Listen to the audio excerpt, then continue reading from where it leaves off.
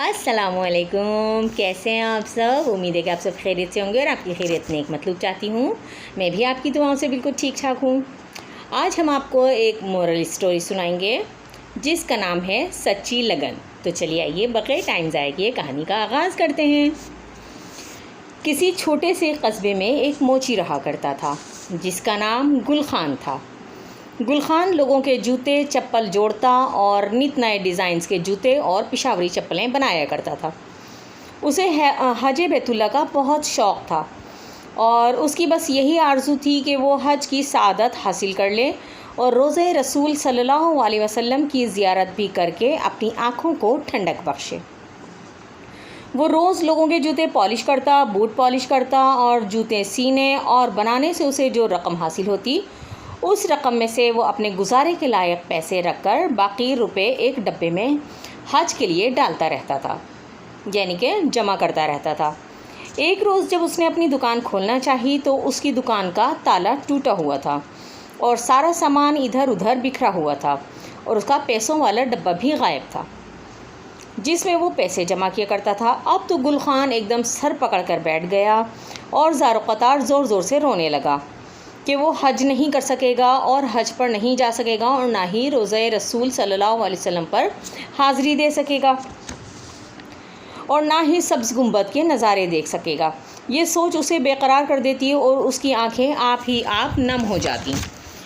गुल खान की आदत थी कि जब वो बूट पॉलिश करता तो वो बड़े जज्ब व अक़ीदत से एक नात भी पढ़ा करता था जिसके बोल कुछ यूँ थे। हुजूर ऐसा कोई इंतज़ाम हो जाए, हुजूर ऐसा कोई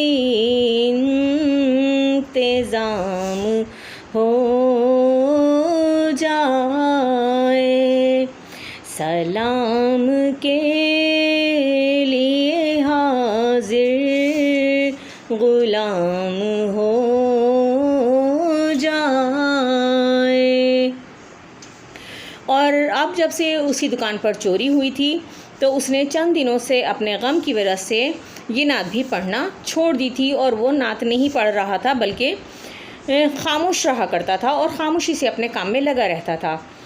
उसकी दुकान पर एक आदमी भी आया करता था जो कि गुल खान का रेगुलर कस्टमर था और उसने जब ये देखा कि गुल खान अब बड़ी खामोशी से जूते पॉलिश करता है और वो ना जो कि वो गुनगुनाया करता था और बड़े जज्ब व तरन्नुम से पढ़ा करता था, अक़ीदत के साथ पढ़ा करता था, वो अब नहीं पढ़ता है। तो उसने उसकी वजह मालूम की और गुल खान ने उसे चोरी की वारदात का जो कि उसकी दुकान पर हुई थी उसका तमाम वाक़या सुना दिया और उसने कहा, यानी उस शख्स ने कहा कि कोई बात नहीं, तुम दोबारा से रकम जमा कर लेना। उसने बताया कि ये रकम वो अपनी ज़ात पर ख़र्च करने के लिए नहीं बल्कि हज बैतुल्ला की ज़ियारत के लिए उसने ये रकम रखी हुई थी। जिस पर वो शख्स उसका कांधा बड़े प्यार से थपथपाता है और वो शख्स उसका कांधा बड़े प्यार से थपथपा कर कहता है कि शायद इसमें भी अल्लाह ताला की कोई बेहतरी और भलाई पोशीदा हो और अल्लाह ताला से अच्छी उम्मीद रखो। ये कहकर वो शख्स वहाँ से चला जाता है।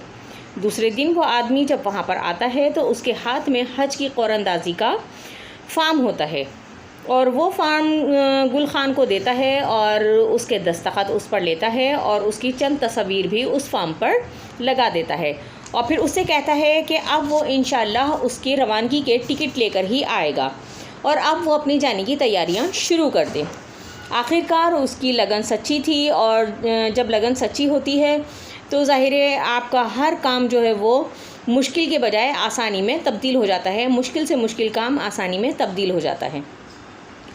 चूँकि गुल खान की लगन सच्ची थी इसलिए क़ौरंदाज़ी में उसका नाम निकल आता है और आखिरकार उसके जाने का दिन भी आ जाता है और वो भीगी पलकों से अपने रब का बार बार शुक्र अदा करता है कि उसने उसे अपना मेहमान बनाया है।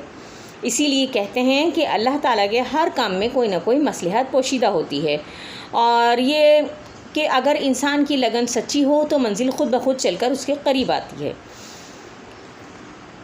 امید ہے کہ آج کی کہانی آپ کو پسند آئی ہوگی. ملتے ہیں پھر کسی نئے ویڈیو میں نئے ٹاپک کے ساتھ. تب تک کے لیے اپنا اور اپنے پیاروں کا ڈھیر سارا خیال رکھیے گا اور مجھے دیجیے اجازت. لیکن چلتے چلتے ایک چھوٹی سی اچھی بات کہ توبہ ایسا دروازہ ہے جو موت تک کھلا رہتا ہے. اب مجھے دیجیے اجازت. اللہ حافظ.